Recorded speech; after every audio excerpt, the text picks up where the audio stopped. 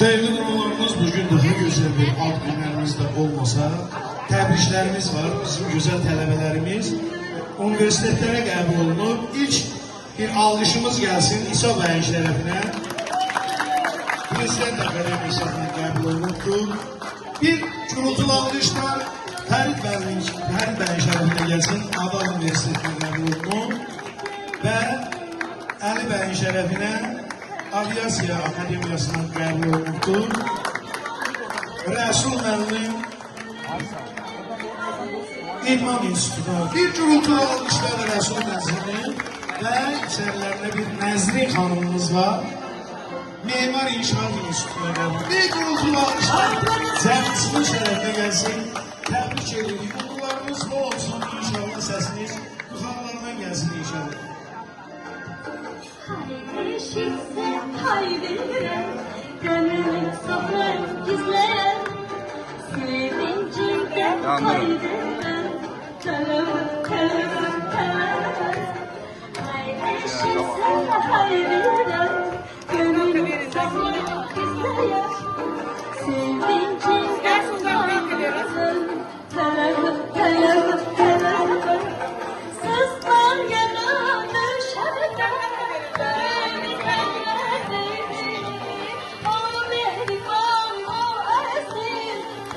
Alkışlarla görülüyor. Bir gürültülü alkışlar gelsin.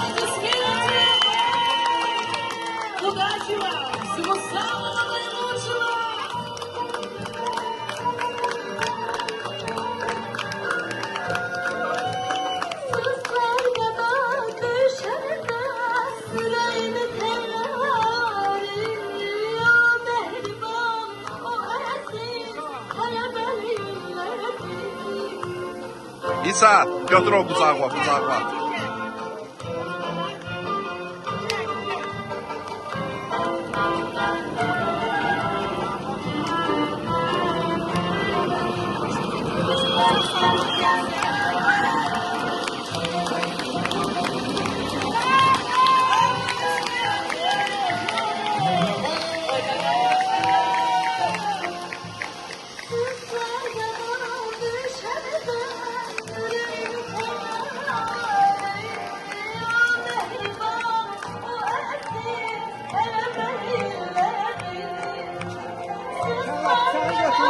Ve şimdi yapımıza kesileyim. Sizin alkışlarınız.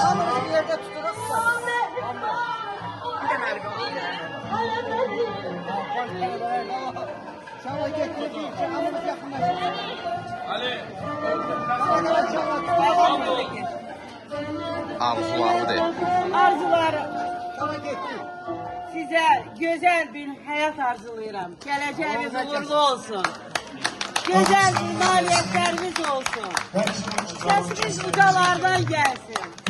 Sereniz güzel bir sanat sahibi olasın.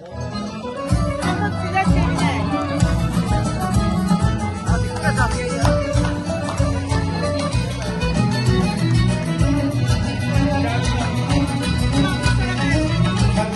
Günlerim en güzel şarkıcı, her şeyim arzular yüreğimde.